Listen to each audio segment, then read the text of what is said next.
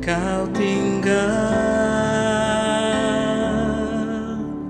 Kau di hatiku,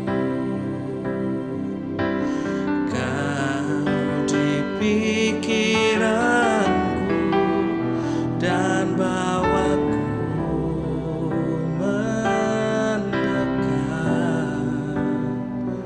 Di mana Kau tinggal, ku perlu Kau Tuhan, menjamah hatiku. Ku perlu Kau Tuhan di hidupku.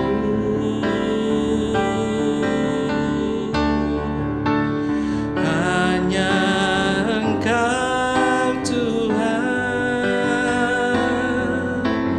mengerti hatiku. Hanya Engkau Tuhan yang ku perlu.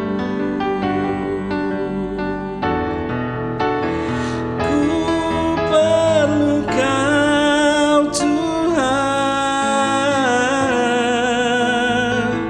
menjamah hatiku. Ku perlu Kau Tuhan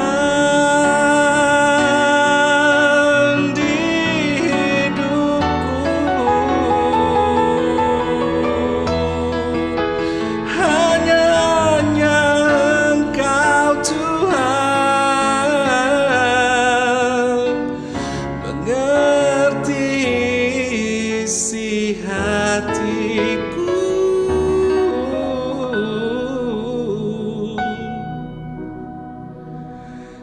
Hanya Engkau Tuhan yang ku perlu.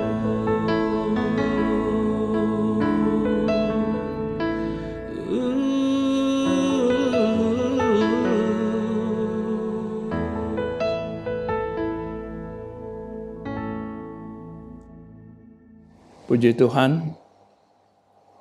Haleluya. Terima kasih untuk Roh Kudus, untuk kesempatan pada saat ini kita mau masuk di dalam hadirat Allah dan kita ingin dapatkan bahasa dari Roh Kudus melalui firman. Sebelumnya biar kita konsentrasi, bukakan hati jiwa kita dengan sejenak berdoa. Memuji syukur kehadirat Engkau Bapa dalam surga, buat segala kasih rahmat kemurahan yang Tuhan selalu limpahkan bagi kami anak-anak-Mu. Saat ini di dalam keadaan yang sangat darurat, kita senantiasa selalu ada dalam sukacita roh untuk memuji, memuliakan Tuhan.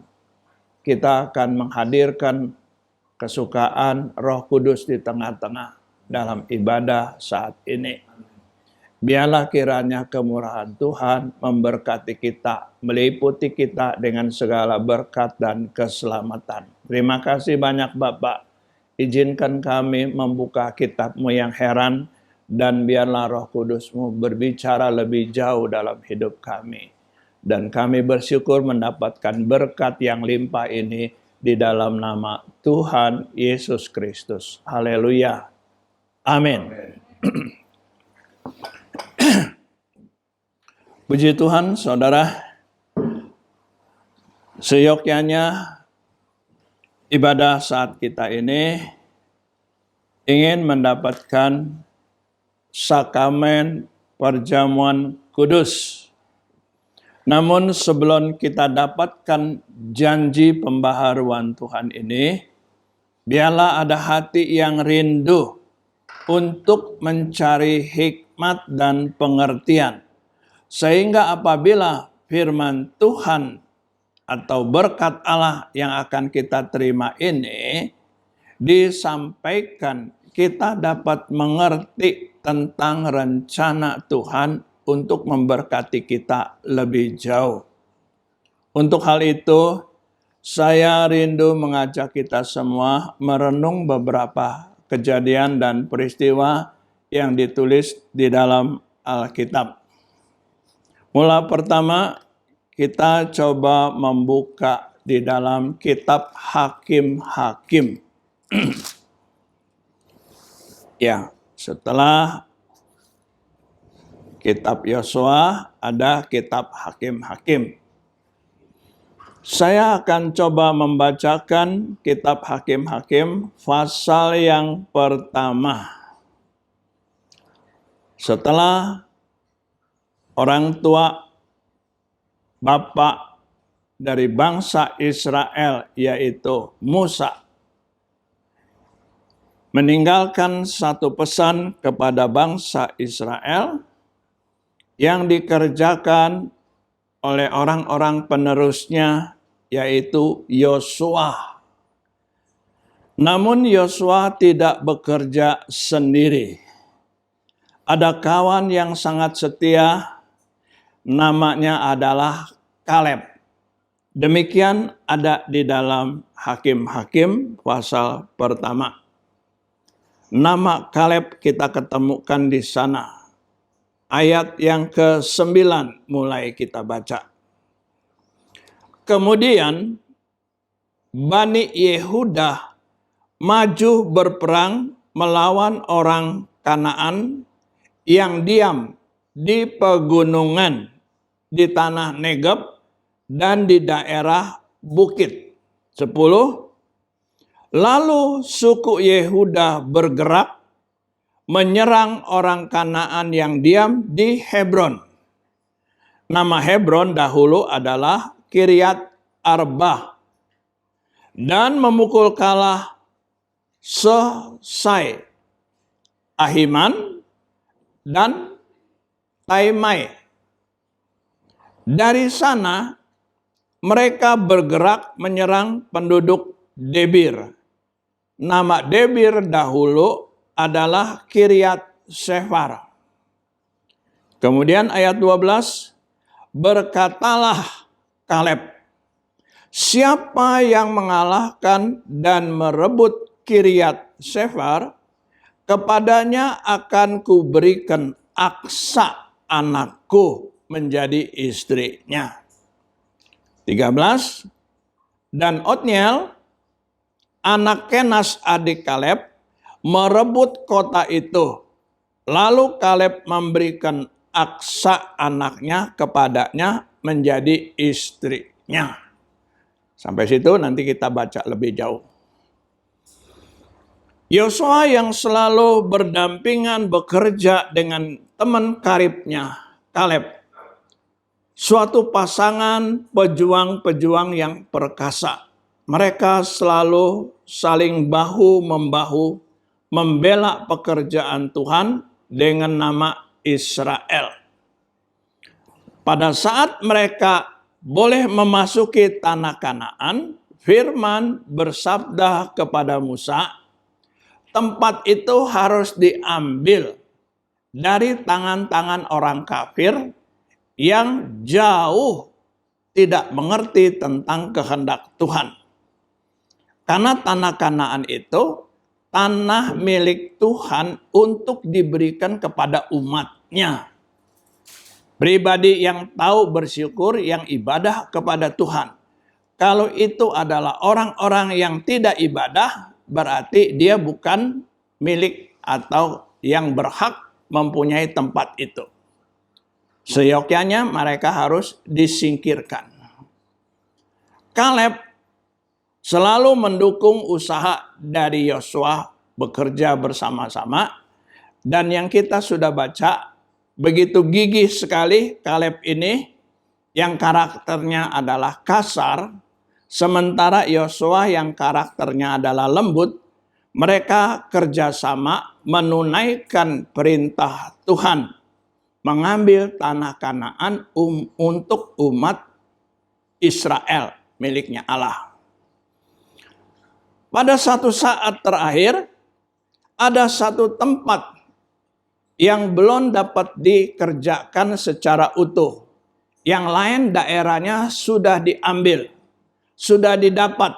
Tanah yang subur bagian Kanaan utara sudah didapat. Tertinggal sekarang daerah Kanaan yang di selatan. Ini bentuknya adalah pegunungan, dataran tinggi, dan tempat yang kering. Kita baca barusan, ternyata tempat ini juga harus dan mesti diambil oleh mereka. Namun, ada satu hal yang menarik sekali. Tiba-tiba Kaleb mengadakan satu sabda kepada pengikutnya di antara banyak orang-orang muda. Siapa yang bisa mengambil daerah itu daerah akan diberikan kepada dia, plus juga anaknya yang cantik namanya Aksa. Silakan diambil jadi istri. Pengertiannya, Roh ada memberikan satu visi kepada Kaleb, supaya tempat itu menjadi miliknya pusaka. Karena dia tidak punya anak laki, dia punya anak perempuan. Dia ingin anak yang perempuan mewarisi tempat yang sakral ini secara roh. Sedangkan Kaleb orang yang kasar. Nah, ada kebajikan yang didapati, dicari pahlawan mana yang bisa mengambil merebut tempat yang gersang ini, dan juga akan diberikan anaknya menjadi istri. Dan terjadilah Otniel, satu pemuda yang gagah ini, mendapatkan kemenangan. Sehingga si cantik yang namanya Aksa pun boleh menjadi istrinya. Haleluya. Namun yang menarik, kita baca lebih jauh ayat barusan 13. Dan Otniel, anak Kenas adik Kaleb, merebut kota itu. Lalu Kaleb memberikan Aksa anaknya kepadanya menjadi istrinya. 14. Ketika perempuan itu tiba, ini peristiwanya ada selah ya. Ketika perempuan itu tiba, dibujuknyalah suaminya untuk meminta sebidang ladang kepada ayahnya. Maka turunlah perempuan itu dari keledainya, lalu berkatalah Kaleb kepadanya. Jadi si papa tanya kepada sang putri, ada apa? 15. Si putri menjawab, berikanlah kepadaku suatu hadiah.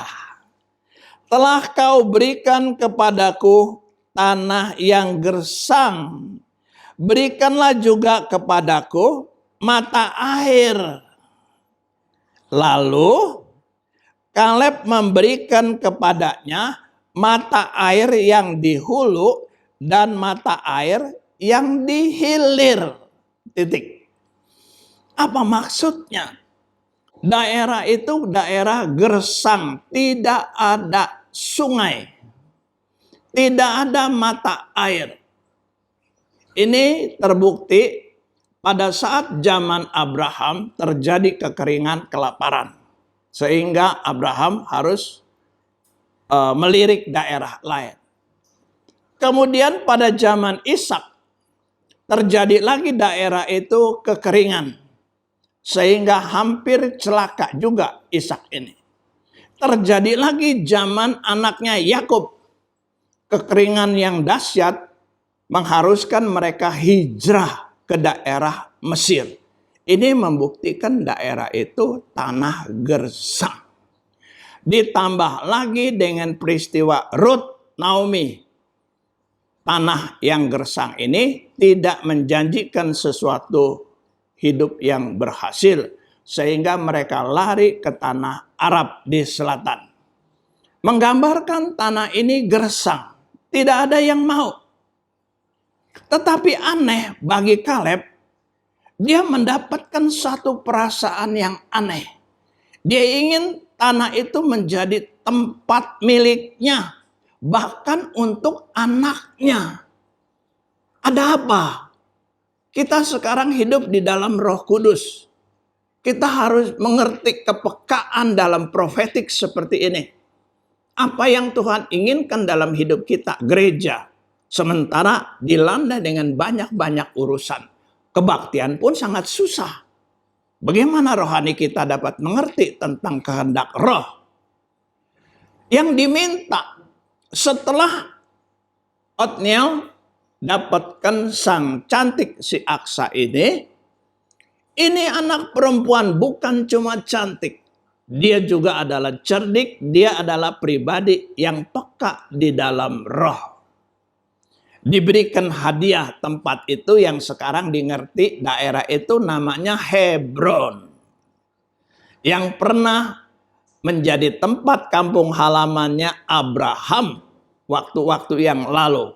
Bahkan di situ ada kuburan Abraham dan yang lainnya. Ini yang menarik satu visi dari Kaleb. Dia selalu merasakan kedekatan dengan orang-orang tuanya yang rohani. Walaupun memang itu bentuknya hanya kuburan. Ada satu ikatan. Dia merasakan berkat dari orang tua ini buat diri dia. Tidak ditinggalkan. Bahkan tempat itu mau dijadikan rumah kampung halamannya. Dan si cantik pun mengaminkan. Setelah dia dapat itu tanah, dia datang juga kepada bapaknya. Dia bilang, Pak, aku sudah dapatkan itu ladang tanah. Terima kasih. Tapi itu tanahnya gersang. Berikan juga dong aku air. Dari mana Kaleb bisa menyiapkan air? Tapi ayat firman Tuhan yang tidak ada penjelasan lebih jauh berkata, Kaleb memberikan kepada anaknya sumber mata air yang di hulu dan mata air yang di hilir. Di mana itu? Enggak ada sungai. Enggak ada. Jadi kita sekarang dapat mengerti. Ini bukan urusan cerita tentang Otniel, tentang Kaleb, tentang si Aksa. Ini adalah nubuat bagi kita gereja hari-hari ini. Kekeringan, kehausan, rasa sengsara, rasa lapar. Itu terjadi di gereja. Terlebih bicara kekeringan rohani. Hanya pada saat ini kita diberikan pengertian di dalam hadirat roh. Kita coba mau cari tahu apa itu sumber mata air yang di hulu dan sumber mata air yang di selatan. Ternyata semata-mata tidak ada sungai. Sampai hari ini pun dibuktikan daerah itu tidak ada sungai. Firman memberikan rujukan agar kita dapat mengerti, agar kita dapat betul-betul rasa haus akan hadirat Allah. Kitab Wahyu pasal 22, saya baca ayat pertama. Lalu ia menunjukkan kepadaku sungai air kehidupan yang jernih bagaikan kristal dan mengalir keluar dari tahta Allah dan tahta anak domba itu. 2. Di tengah-tengah jalan kota itu, yaitu di seberang menyeberang sungai itu, ada pohon-pohon kehidupan yang berbuah 12 kali. Tiap-tiap bulan sekali, dan daun pohon-pohon itu dipakai untuk menyembuhkan bangsa-bangsa. Firman memberikan rujukan. Ternyata ada sungai yang disebut di sini, sungai yang keluar dari tahta Allah dan tahta anak domba. Ini masanya adalah 1000 tahun damai. Ada air yang mengalir.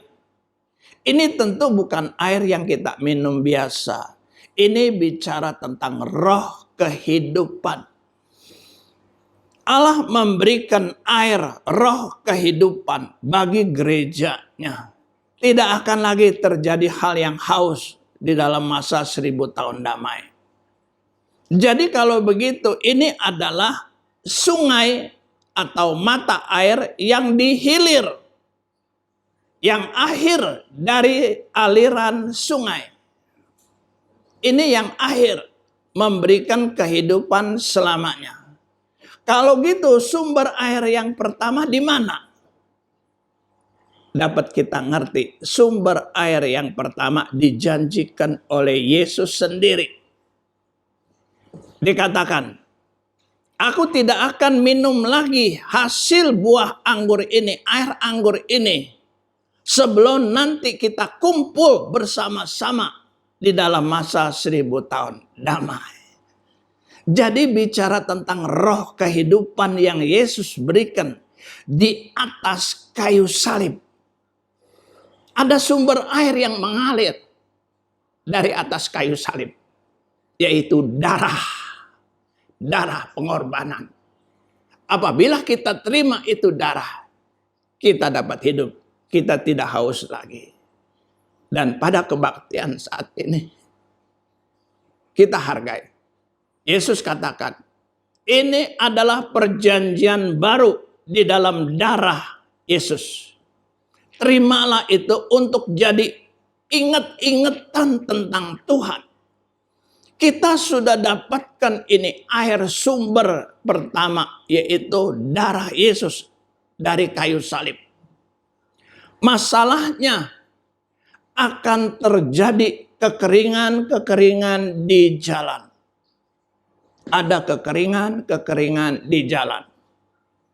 Maka dibutuhkan ada satu sakramen di mana selalu kita mau meminum perjanjian baru itu.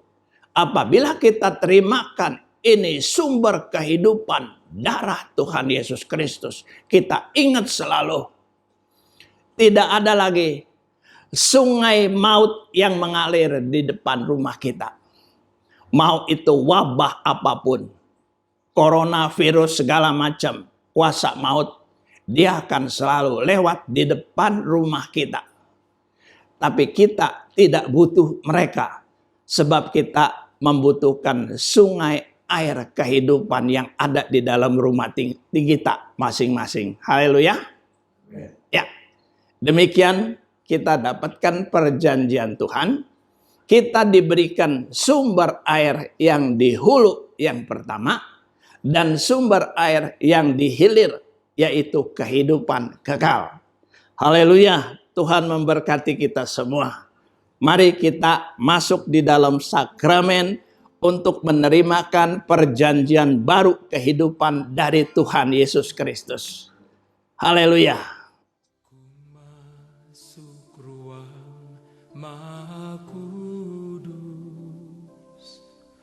Dengan darah anak domba, ku masuk dengan hati tulus, menyembah yang maha kuasa. Ku menyembahmu,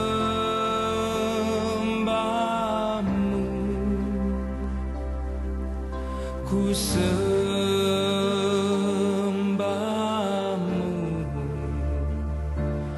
ku menyembahmu,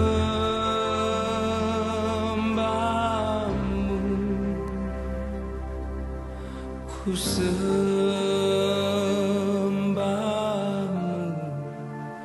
sebab namamu kudus, kudus Tuhan. Sebab namamu kudus, kudus Tuhan.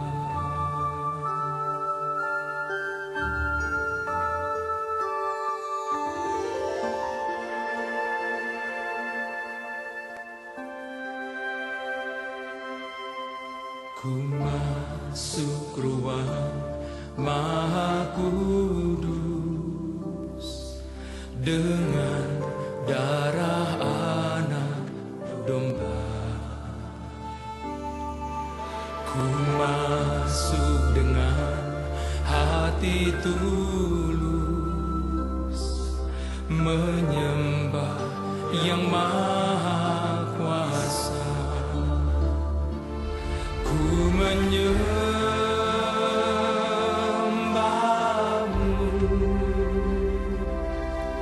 ku sembahmu,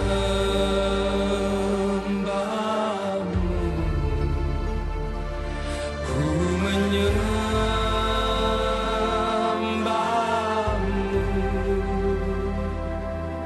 ku sembahmu, sebab namamu kudus, kudus Tuhan.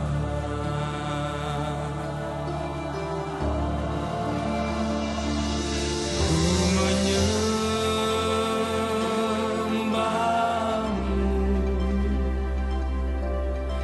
ku sembahmu,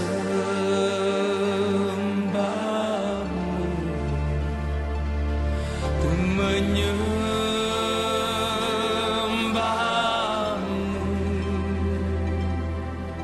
ku sembahmu,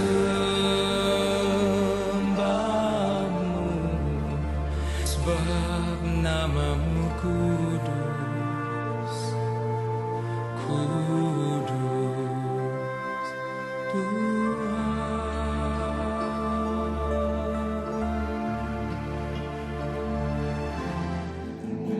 Aksar,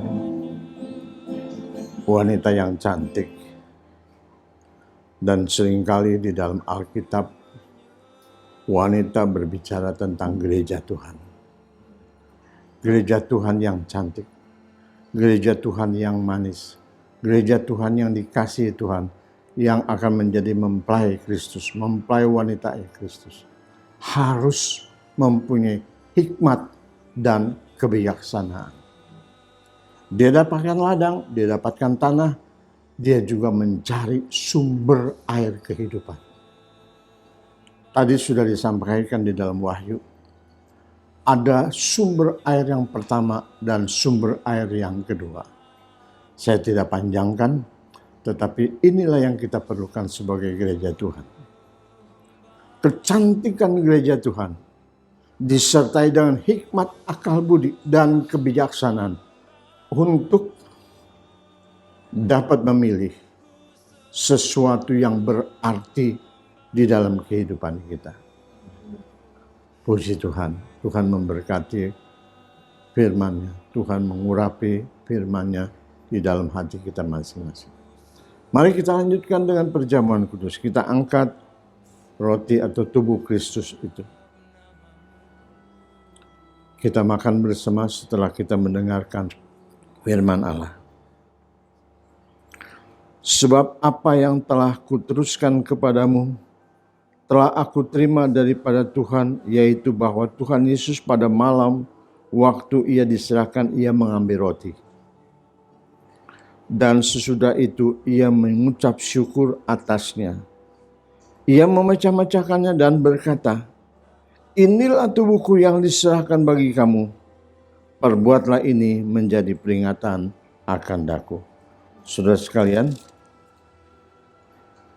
bukankah roti yang kita pecah-pecahkan adalah persekutuan dengan tubuh Kristus? Amin. Mari kita makan bersama dalam nama Tuhan Yesus.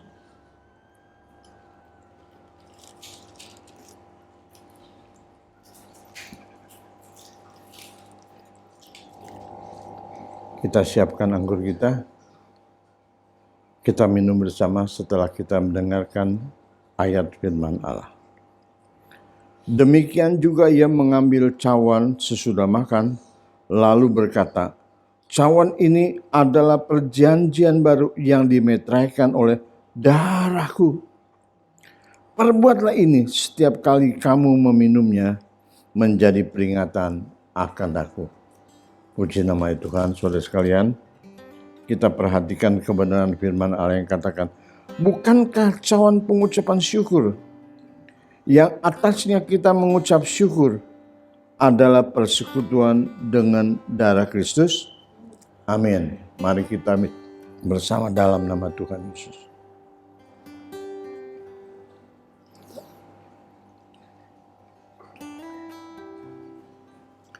Terima kasih Tuhan Yesus.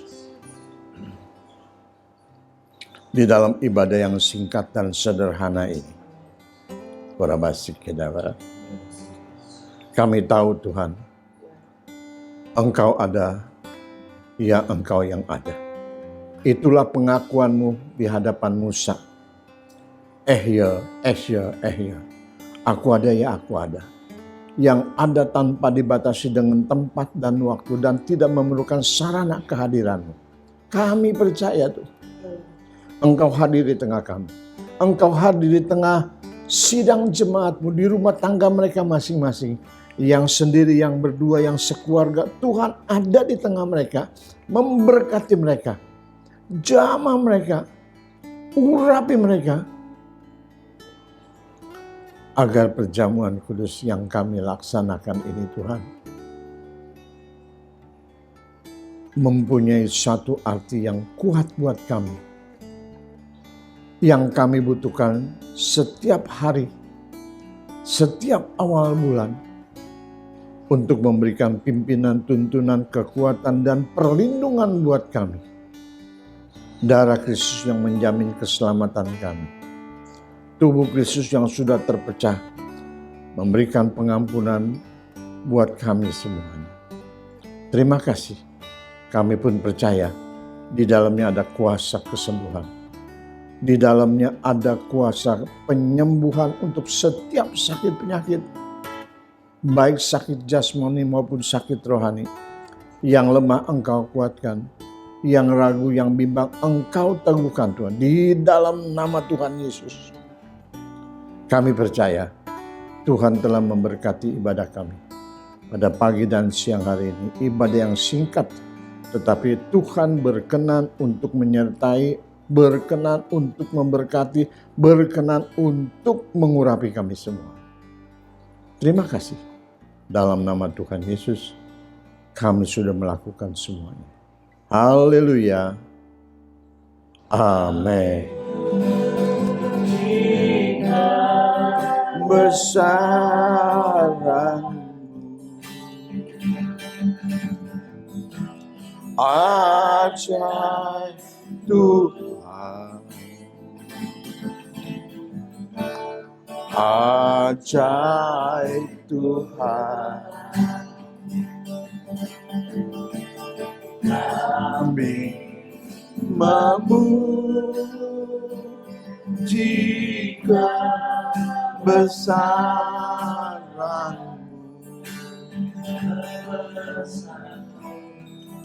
Ajaib Tuhan,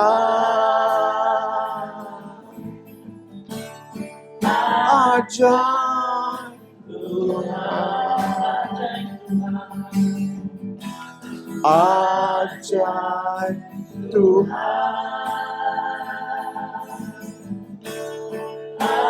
ajaib Tuhan.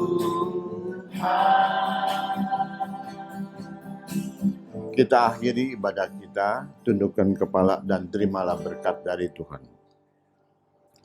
Allah sumber damai sejahtera menguduskan kamu di dalam seluruh kehidupanmu.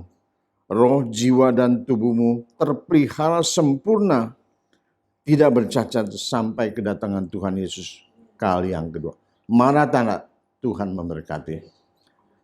Terimalah berkat dari Allah Bapa di surga.